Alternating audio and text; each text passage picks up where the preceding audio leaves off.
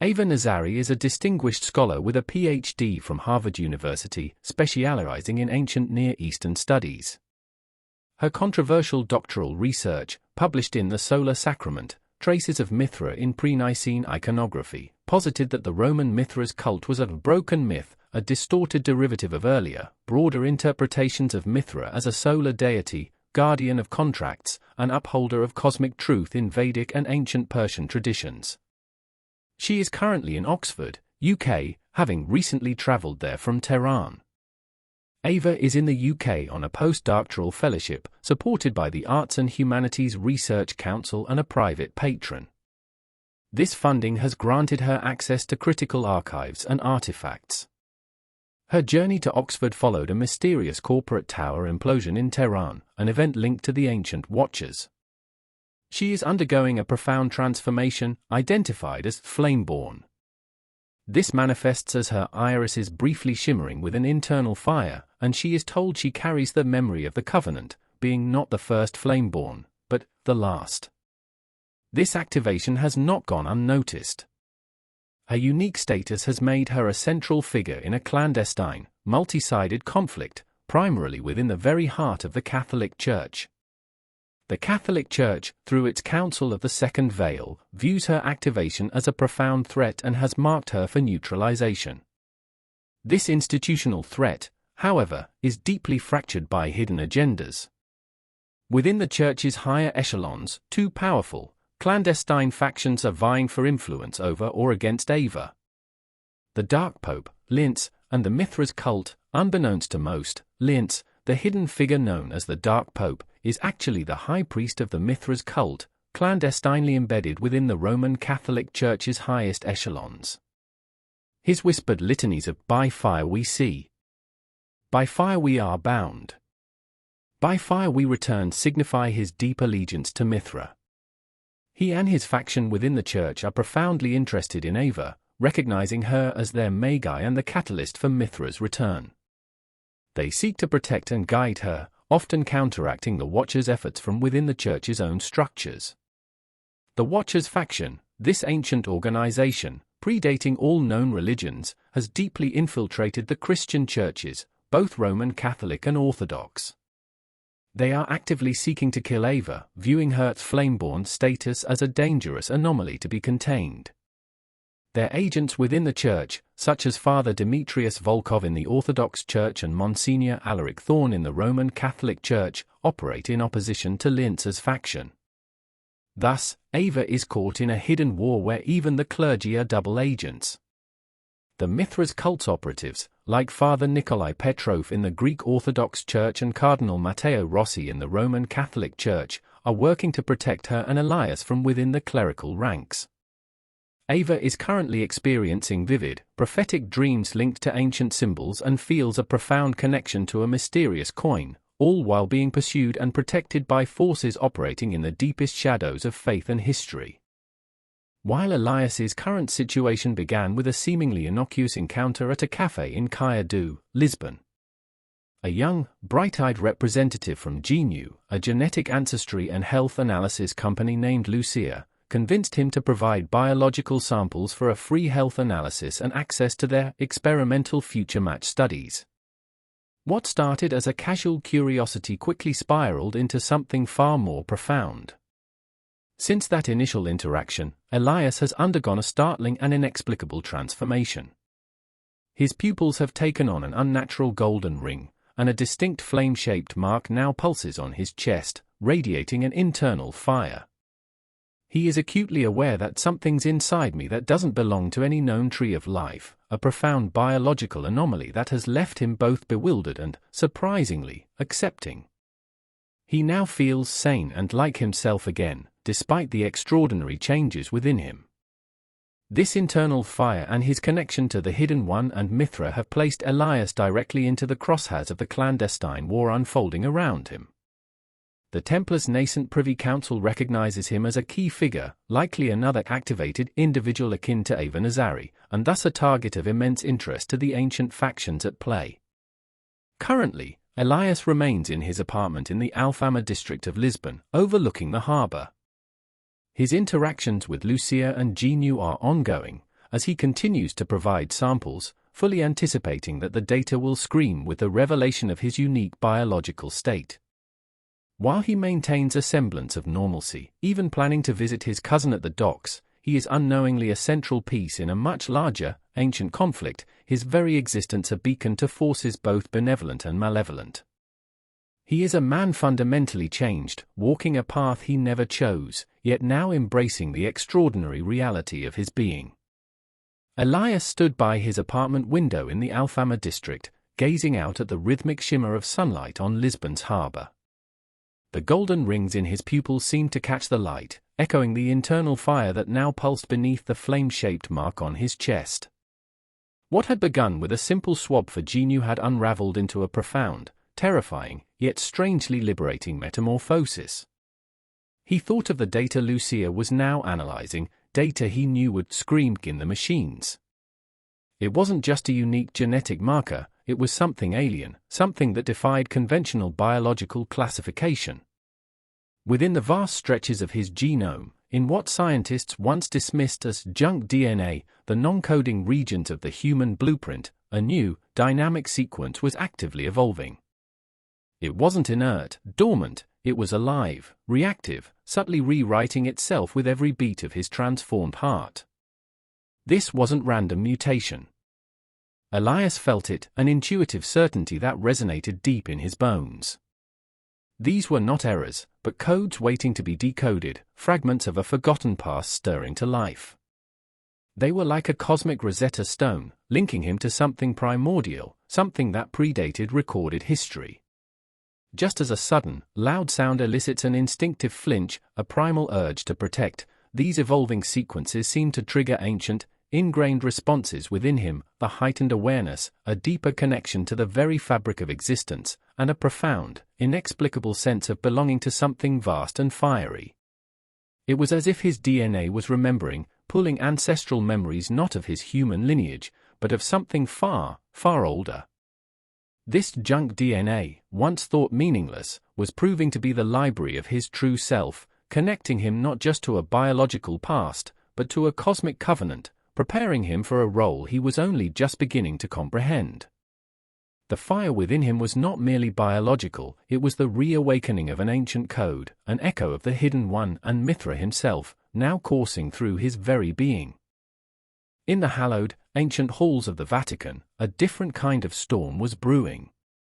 The whispers of Elias's transformation, the bizarre biological anomalies detected by Genu's data, had reached the highest echelons. For the Roman Catholic Church, a single word reverberated through its sacred chambers, laden with centuries of fear and dogma, heresy. Without public acknowledgement of the true extent of his metamorphosis, the pronouncements began. Quietly at first, then with increasing fervor, official church channels began to subtly discredit Elias. He was labeled an apostate, a practitioner of forbidden arts, his very existence an affront to divine order. The whispers culminated in a shocking decree, carried by a solemn voice from the Vatican. Elias, once a faithful, if unassuming, member of the flock, was now officially deemed a heretic. His name was excised from records, his spirit condemned, with the ultimate sanction of excommunication looming as an inevitable, public spectacle. Behind this veneer of righteous indignation, the true master puppeteers were at work. The Watchers faction, ancient and insidious, pulled the strings of the Catholic hierarchy with practiced ease. Monsignor Alaric Thorne, a seemingly unassuming but highly influential curator within the Vatican's secret archives, was their key operative. He meticulously fed skewed interpretations of ancient prophecies and corrupted theological precedents to the most conservative cardinals, subtly nudging them towards the public condemnation.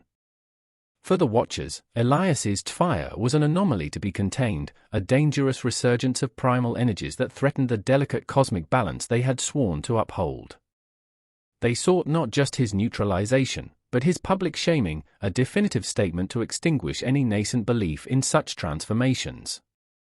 Yet, a countercurrent flowed through the same sacred arteries of the Church. The Mithra's cult faction, led by the enigmatic Dark Pope, Linz, was also deeply embedded within the Catholic hierarchy, their ancient beliefs veiled beneath layers of Roman ritual. They saw Elias as a manifestation of the returning Mithra, a flameborn like Ava, and sought to protect him. Cardinal Matteo Rossi, a highly respected cardinal known for his progressive views and nuanced understanding of ancient wisdom, was their instrument. While he could not openly defy the Watcher's overwhelming influence, he worked tirelessly behind the scenes. Cardinal Rossi strategically leaked information, not to protect Elias directly, but to subtly highlight the dangers of the Church's actions. He ensured that echoes of past injustices, particularly the haunting specter of the Inquisition, resonated through veiled channels. Whispers began to circulate about the hasty judgment, the lack of due process, and the potential for a modern-day witch hunt. The aim was not to absolve Elias, but to generate enough internal dissent and public apprehension that the Church's heavy-handed response would inevitably give the Roman Catholic Church a bad light. This dual strategy aimed to force a more cautious approach, to slow the Watcher's agenda, and to buy precious time for Elias and Ava to be protected, all while maintaining the Mithra's cult's hidden influence in the most unexpected of places.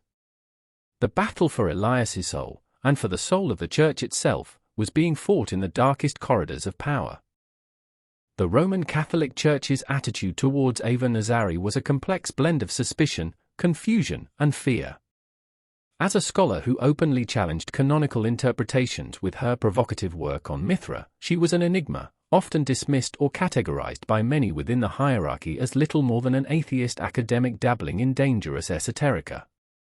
They struggled to reconcile her intellectual prowess with the profound, unsettling energy now emanating from her.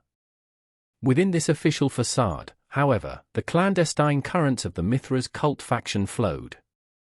They knew Ava was their Magi, that flameborn whose activation heralded the return of Mithra. Yet, to openly protect her would be to reveal their hidden presence, risking exposure and devastating internal conflict within the Church. Therefore, their support for Ava was relegated to whispers and veiled actions.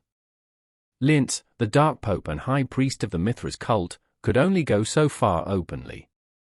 He subtly orchestrated meetings, ensured certain documents reached certain eyes, and influenced committees in ways that might afford Ava some measure of bureaucratic shield, a temporary delay, a misdirection of resources, a deflection of attention. These actions were carefully calibrated to appear as mundane Vatican politics, never revealing the true stakes. The goal was to buy her time, to obscure her significance from the Church's broader, less discerning gaze. Opposite this covert protection, and often inadvertently aiding it by creating confusion, was the Watcher's faction, pushing for her direct condemnation and elimination. But the most overt and active protection came from a different quarter, the newly activated Templars' armed cells. Disregarding the internal ecclesiastical politics, the Templars viewed Ava as a critical piece in the escalating cosmic conflict. Their advanced cells were actively tracing her movements, not just to observe, but prepared to intervene directly. They understood the immense risk involved in confronting both the Watchers and the Church's more mundane enforcers, but their mandate was clear: they would risk everything to protect Ava Nazari, the key to an ancient covenant, irrespective of the Church's confused condemnations of the Mithra's cult's veiled strategies. But just who are the Templars? The spectre of the Templar order had haunted history for centuries, a tale of crusading zealots, immense wealth, and a brutal, sudden fall.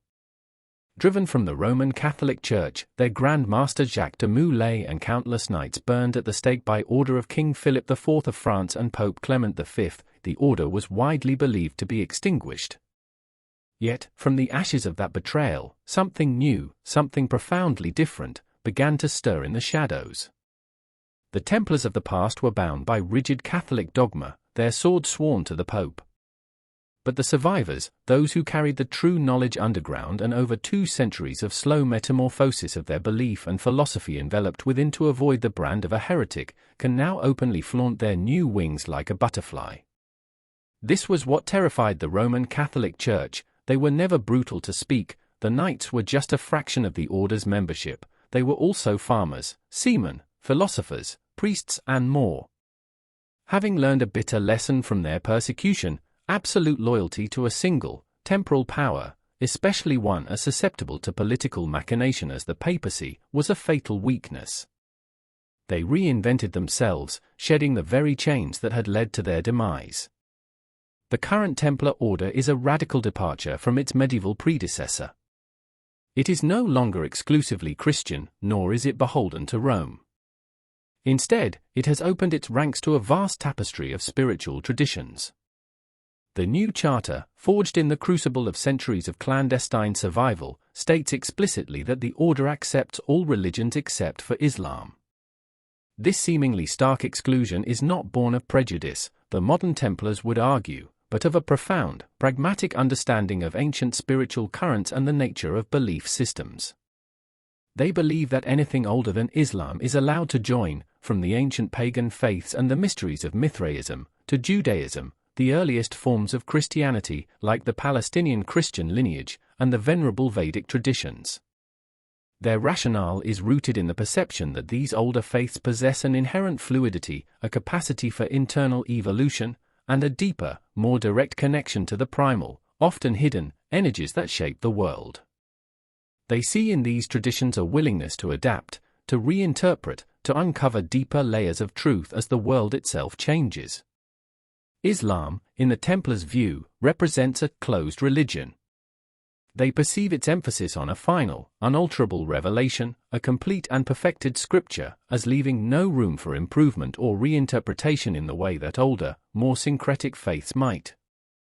This characteristic, they contend, makes its adherents difficult to integrate into an organization that seeks to understand, adapt to, and, if necessary, control the ever-shifting currents of ancient truths and cosmic forces. Thus, the reinvented Templar order is a truly global, esoteric force, defined not by Christian dogma, but by a selective embrace of humanity's most ancient spiritual currents. They are guardians of a broader heritage, operating in the shadows, their purpose now to protect the world from threats that transcend any single faith, wielding knowledge and power gleaned from the deepest wellsprings of human belief.